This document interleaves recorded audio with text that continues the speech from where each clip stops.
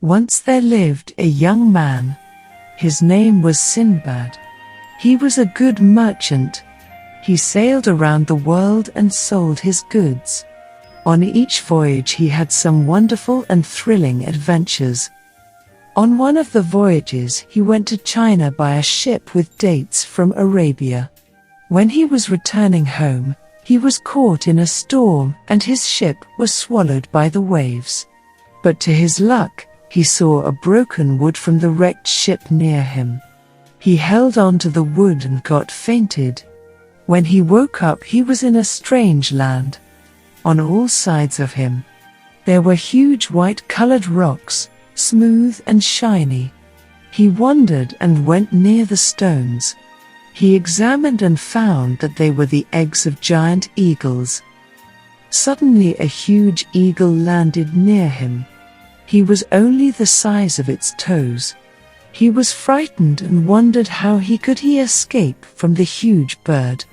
Just then some more birds also alighted near the eggs. He saw some birds flying away. So he found an idea to escape. He slowly went near a bird and tied himself to the toes of a bird by a rope. Soon the huge bird carried him away. After some time later it landed in a valley. It was the Valley of Diamonds. He quickly released himself from the bird. He saw diamonds and other precious stones all around. Just then a piece of meat fell beside him. Soon a huge bird picked the meat with its beak. Sindbad then remembered the story of the valley. People used to throw meat pieces into the valley. The precious stones got stuck on them. Then the birds carried the meat to their nest. The people frightened the birds by beating drums. The people collected the diamonds from its nest and became rich. Sindbad packed up as many diamonds as he could. Then he waited for another eagle. As soon as it landed, he tied himself to its toes. Then the bird flew its nest.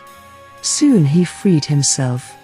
The people were frightened to see him in the bird's nest. Sindbad told what had happened to him. When they heard the story of his adventure, they brought him to their chief. He was honored by the chief. Sindbad boarded a ship passing by. He went to Arabia and made arrangements for his next voyage.